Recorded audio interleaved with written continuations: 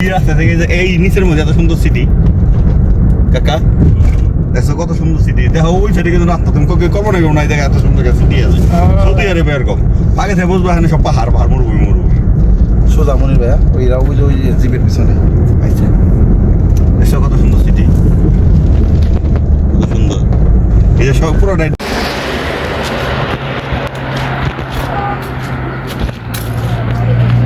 কিছু না উঠে পারি হাই দেই এই তো মোরে বাড়ি দেখা যায় তো লোক ভিতরে তো জায়গা আছে সুরা তাহলে যে ভিতরে রুগী আছে ভিতরে দোকান ভাঙিয়ে আছে বুঝলা যাই দেখো কাছে গেলে বুঝবে ইয়াল্লা ভাইয়া কেরা কো এক লাগে গেছে হ্যাঁ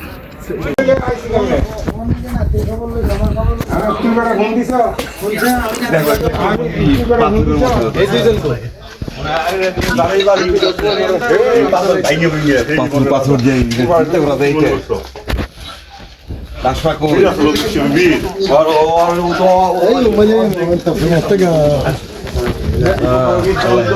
এরকম না রে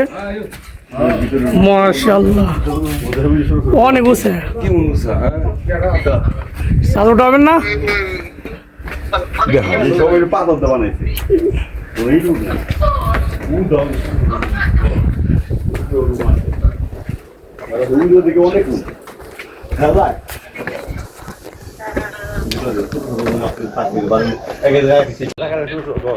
বড় আছে কিছু বড় আছে বড়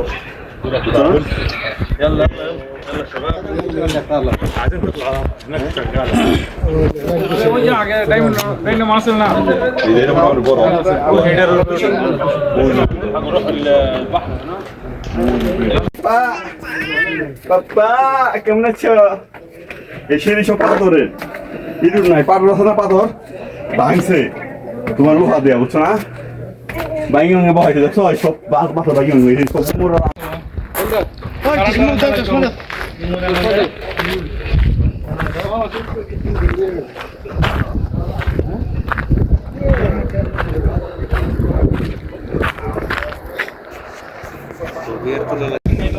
সব অনেক বড় এরিয়া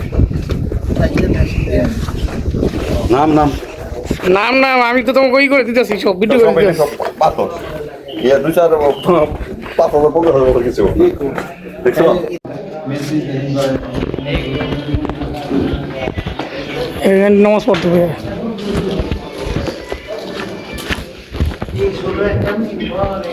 মসজিদের ভিতরে ওমরা আমল যে হারকে দুলাই দিলা না